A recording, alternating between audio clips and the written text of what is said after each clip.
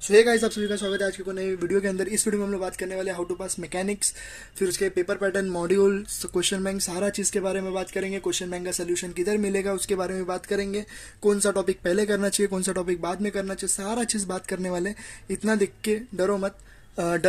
सोचो कि इतना इतना तो हर चैनल बताता है, तो इससे एक्स्ट्रा क्या मिलने वाला है? इससे एक्स्ट्रा भी मिलेगा। सारा चीज़ बताएंगे, कंसेप्ट पूरा बताएंगे, कैसे कैसे क्वेश्चन आते हैं। ठीक है, तो आप लोग की डिमांड थी कि इसके ऊपर वीडियोस बनाओ, तो मैंने सोचा ठीक है बना लेते हैं। सो मैकेनिक्स का इतना नॉलेज तो है नहीं मुझे, बट फिर भी मैंने कहीं ना कहीं से कुछ ना कुछ अरेंज करके सारा चीज़ कवर किया।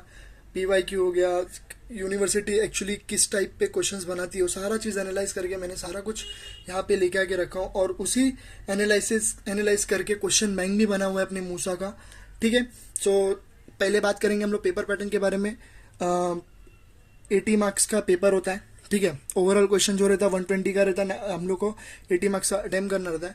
क्वेश्चन नंबर 1 जो है वो कंपलसरी क्वेश्चन होता है, जिसके अंदर 4 कोई भी 4 सॉल्व करना रहता है, कभी कभी 5 सॉल्व करने रहते हैं। यूजुअली एनी 4 ही अटेम्प्ट करने बोलते हैं। 5 मार्क्स का रहता है, 4 कोई भी अटेम्प्ट करो, या फिर एनी 5 आएगा तो 4 मार्क्स का 5 अटेम्प्ट करना रहता है। इतना क्लियर है? क्वेश्चन नंबर 2 से लेकर क्वेश्चन नंबर 6 तक कोई भी 3 अटेम्प्ट करना रहता है। 20 मार्क्स ईच रहता है। कभी कभी ये क्वेश्चन 8 मार्क्स का, फिर 6 मार्क्स का, फिर 6 मार्क्स का क्वेश्चन करके पूछते हैं। कभी कभी 7, 8, फिर 6 ऐसा टाइप में भी क्वेश्चन पूछते हैं वो लोग। तो वो उनके ऊपर डिपेंड रहता है कि उन लोग कौन से टाइप में क्वेश्चन पूछते हैं। कभी कभी 2 ही क्वेश्चन 10 मार्क्स का देते हैं, जिसके अंदर स्पेस फोर्स का एक 10 मार्क्स का क्वेश्चन डाल देते हैं। ठीक है, वो स्पेस फोर्स क्या होता है, उसके टाइप्स कितने होते हैं, सारा चीज़ मैं इसमें बताने वाला हूँ। तो सबसे पहले हम लोग मॉड्यूल वेटेज की बात कर लेते हैं। मॉड्यूल वेटेज की बात करें तो यहाँ पे आप लोग को दिख रहा रहेगा मॉड्यूल। सबसे पहला मॉड्यूल है सिस्टम ऑफ कोप्लानर, जिसका वेटेज है 25 to 30 मार्क्स, इसके ऊपर भी जाता है। ठीक है, लास्ट टू लास्ट ईयर इसका वेटेज जो था वो 34 था, उससे पहले 26 था।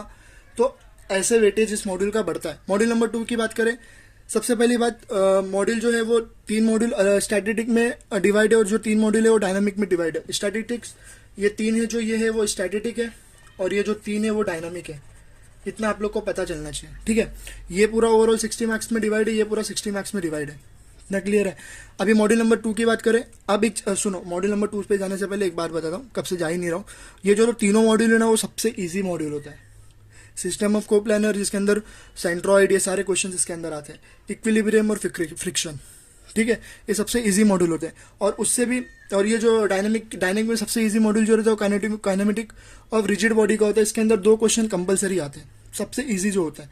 ठीक है, मॉड्यूल 2 की बात करें, इक्विलिब्रियम, जिसका वेटेज 22 to 24 मार्क्स था। लास्ट ईयर 22 मार्क्स का पूछा था, उससे पहले 24 पूछा था, उससे पहले 18 मार्क्स का पूछा था। तो ऐसा करके मार्क्स हट जाता है, क्योंकि इस बार मॉड्यूल 6 काइनेटिक्स भी है। तो लास्ट ईयर भी काइनेटिक्स पूछा था, इसकी वजह से उसमें 24 मार्क्स का वेटेज था, 22 मार्क्स का वेटेज था, सॉरी। मॉड्यूल नंबर 3 की बात करें, फ्रिक्शन, इसका वेटेज ज़्यादा नहीं है, 70 to 22 मार्क्स का, लेकिन ये मॉड्यूल तीनों का बहुत अच्छा खासा वेटेज है। Module number 4 kinematics of particles का, जिसका 25 to 30 मार्क्स है।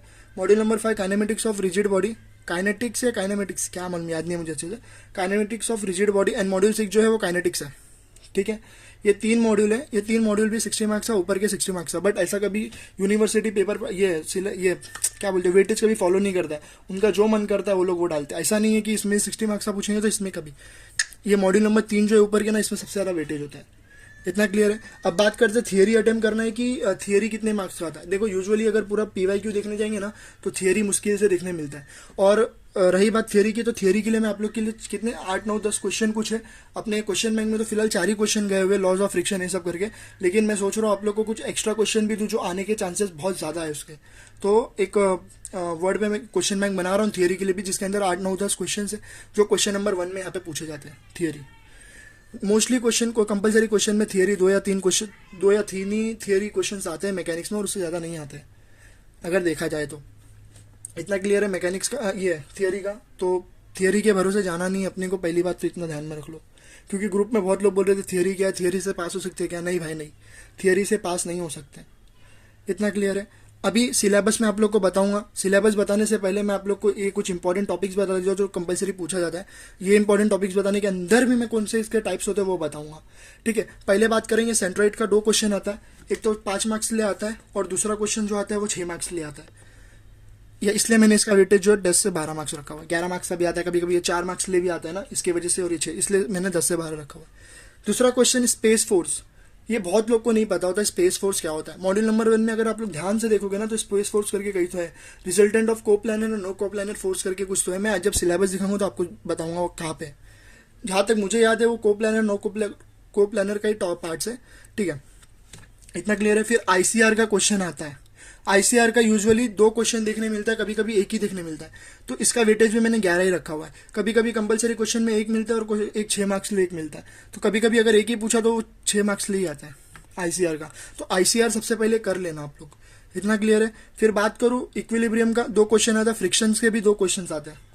फ्रिक्शंस के भी 2 क्वेश्चन आते हैं। कौन से 2 क्वेश्चन आते हैं? वेज एंड लेटर्स के ऊपर क्वेश्चन आते हैं।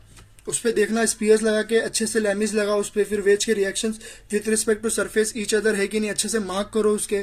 फिर डायरेक्शन देखो कहाँ से मूव हो रहा है, क्वेश्चन में डायरेक्शन दिया रहता है फ्रिक्शंस में, तो वो सब चीज़ ध्यान देना। क्वेश्चन ध्यान से पढ़ना कि गिवन डायरेक्शन कौन से वे में जा रहा है, मूव हो रहा है, वो सारा चीज़ देखना फ्रिक्शन में, ये इंपॉर्टेंट होता है, ठीक है। फ्रिक्शन इजी मॉड्यूल है, सबसे इजी फ्रिक्शन है। 2 ही क्वेश्चन आते हैं उसके वेज एंड लेटर्स के ऊपर, ठीक है। उससे भी आते रहेंगे, बट जहां तक मैंने देखा है तो वेज और लेटर्स के ऊपर ही क्वेश्चंस आते हैं। अच्छे से डायरेक्शन देना, फिर लिखना कि वेज के reaction with respect to surface and each other, ये सारे चीज उसमें मार्क्स करना, ठीक है। फिर बात करते हैं रिजल्टेंट के 2 क्वेश्चन आते हैं। फिर रेक्टिलिनियर मोशंस के भी क्वेश्चन आते हैं, जैसे ये मोशंस हो गया एटीवीटी एसटी कर्व्स करके एक क्वेश्चन इसमें मोशंस के ऊपर आता है, ये 6 मार्क्स ले। फिर प्रोजेक्टाइल मोशन जो रहता है 6 to 8 मार्क्स का एक क्वेश्चन देखने मिलता है प्रोजेक्टाइल मोशंस में। प्रोजेक्टाइल मोशंस बहुत लोगों को थोड़ा टफ पड़ता है, बट कर लेना, उस पर एक 100% क्वेश्चन आते हैं। अभी मैं आप लोग को सिलेबस कॉपी के बारे में बात करूंगा कि ठीक है, सिलेबस कॉपी से जाने से पहले मैं मॉड्यूल नंबर 5 के बारे में थोड़ा डिस्कस करना चाहता हूँ, kinematics of rigid body. Usually इसके ऊपर शेप्स के प्रॉब्लम आते हैं, आइडेंटिफाई करना इसके ऊपर सीखो कि कौन से शेप्स पे आ रहे हैं, ठीक है, या फिर शेप्स सरफेस पैरेलल है या इंक्लाइन से या नहीं है पैरेलल, वो सारी चीज़ देखना। एंगल अच्छे से इसके ऊपर कैलकुलेट करना, काइनेमेटिक ऑफ रिजिड बॉडी की बात करो। फिर उसके बाद इसके थोड़ी थियोरी रीड करो कि लैमिस अच्छे से कहाँ लगाना है, कहाँ एप्लीकेबल होता है, कहाँ नहीं होता है। लोड्स एंड सपोर्ट्स की थियोरी पढ़ो, ठीक है, कितने रिएक्शंस के टाइप्स होते हैं, कितने नहीं होते, सारा चीज़ बेसिक याद रखना, क्योंकि क्वेश्चन थोड़े घुमा देते हैं। यूनिवर्सिटी यूजुअली क्या करता है मालूम है, वही क्वेश्चन को रिपीट करता है, बट थोड़े डायरेक्शन सारा चेंज कर देता है। बस मैकेनिक्स में यही है। मैकेनिक्स रट्टा मारने वाला सब्जेक्ट नहीं, जितना कंसेप्ट क्लियर करोगे उतना अच्छा। अभी आप लोग बोलोगे ये सारा टॉपिक्स किधर मिलेगा? अरे अपने मूसा के ग्रुप पे सुरेंद्र सर गेट ट्यूटोरियल्स के लिंक डाल रहे, वहां से पढ़ो, ये सारा चीज वहां पे कवर हो रहा है। ये सारा चीज वहां पे कवर हो रहा है, गेट ट्यूटोरियल्स में जाओ, ये सारा चीज आप लोग को वहां पे मिलेगा। सर अभी भी लाइव ले रहे, वहां पे जाके सीखो ये पूरा चीज। इतना क्लियर है? अभी हम लोग सिलेबस के बारे में बात करते हैं। सो गाइस, ये हमारा सिलेबस है। अगर आप लोग को भी सिलेबस कॉपी चाहिए तो इंस्टाग्राम पे जाओ, वहाँ पे बायो में मूसा नोट्स करके मिलेगा, और वहाँ पे एक एमडी दयाल करके बुक्स मिलेगा जिसके अंदर सारा चीज़ कंसेप्ट अच्छे से क्लियर है। मेरे को नहीं लगता कि एमडी दयाल के अलावा भी कोई और बुक होगा जिसके अंदर अच्छे से कंसेप्ट क्लियर किया रहेगा। सो आप लोग उधर भी जाओ। और दूसरी चीज़, गेट ट्यूटोरियल्स पे जाओ, ये गेट ट्यूटोरियल्स के सर सुरेंद्र सर अपने ग्रुप में, उनके ग्रुप में सारा चीज़ वो लिंक शेयर कर रहे हैं कि एक जगह पे हमने एक टीचर को रखा हुआ है, वो पूरा मैकेनिक्स का कवर अप कर रहे हैं, उधर जाके सारा चीज़ अच्छे से करो, ठीक है। सो मॉड्यूल नंबर 1 की बात करें, रिजल्टेंट, जो कि बहुत अच्छा खासा ये resultant system of coplanar force बोल रहा हूँ मैं, हाँ, तो इसका अच्छा खासा वेटेज है, जैसे मैंने बताया था कि 30 मार्क्स तक भी जाता है इसका वेटेज, ठीक है। तो इसमें से मैं एक चीज़ बताने वाला था, स्पेस फोर्स करके, जो कंपलसरी क्वेश्चन देखने मिलता है। मैंने बताया था रिजल्टेंट में coplanar non coplanar force system के इसके टाइप्स में होता है वो क्वेश्चन, ठीक है। फिर वेरिंगटॉन्स थियरम के क्वेश्चंस आते हैं, बट वहाँ पे क्वेश्चन में लिखा नहीं होता है कि ये वेरिंगटॉन्स थियरम है या नहीं है। आप लोग को आइडेंटिफाई करना आना चाहिए, कहाँ पे उसको अप्लाई करना है, कहाँ पे नहीं अप्लाई करना है, ये चीज़ ध्यान से सुनना देखना। फिर सेंट्रॉइड के ऊपर क्वेश्चंस आते हैं, मैंने बताया था 2 क्वेश्चन सेंट्रॉइड के ऊपर भी आते हैं। फिर मॉड्यूल नंबर 2 की बात करूँ, equilibrium of system of coplanar forces, इस मॉड्यूल का भी अच्छा खासा वेटेज है, 24 तक का वेटेज इस मॉड्यूल से भी। इस मॉड्यूल पे भी ध्यान देना कि टाइप्स ऑफ सपोर्ट्स, फिर बीम्स, इसके ऊपर सारे लोड्स, ये सारे क्वेश्चंस मॉड्यूल से पूछा जाता है, ठीक है। फिर फ्रिक्शन का मैंने जैसे बताया था आप लोग को, इसमें से लॉज ऑफ फ्रिक्शन के ये थियरी पूछता है। फिर एंगल्स, ये लॉज ऑफ फ्रिक्शन के बोला ना, सॉरी, लॉज ऑफ फ्रिक्शन के थियरी पूछता है। फिर वेज एंड लेडर्स के ऊपर भी क्वेश्चन आता है इसमें से, सो ध्यान देना है सारी चीज़ों पे, ठीक है। फिर काइनेमेटिक्स ऑफ पार्टिकल्स हो गया, काइनेमेटिक्स ऑफ रिजिड बॉडी हो गया, आईसीआर के ऊपर क्वेश्चंस आते हैं सारे। ये पूरा सिलेबस एक बार देख लेना, और सारा जितना भी टॉपिक्स मैंने अभी बताया हूँ, या फिर यहाँ से नहीं समझा तो गेट ट्यूटोरियल्स के चैनल पे ऑलरेडी इस पूरे टॉपिक्स के ऊपर वीडियो, ये हाउ टू पास करके उस सर ने भी एक वीडियो बनाया जिसका पूरा ओवरऑल वेटेज बताया उनके चैनल पे भी, तो वहाँ से भी आप लोग रिफ़र कर सकते हो, बस इतना ही रखो कि कल का पेपर क्लियर करना है। कंसेप्ट अच्छे से क्लियर करो, और कुछ नहीं बोल रहा हूँ, बस कंसेप्ट अच्छे से क्लियर करो। कंसेप्ट क्लियर है तो कोई भी क्वेश्चन आने तो बाप का बाप क्वेश्चन आने तो हमको सॉल्व करना आएगा। जब कंसेप्ट ही क्लियर नहीं होगा तो कहाँ से करेंगे।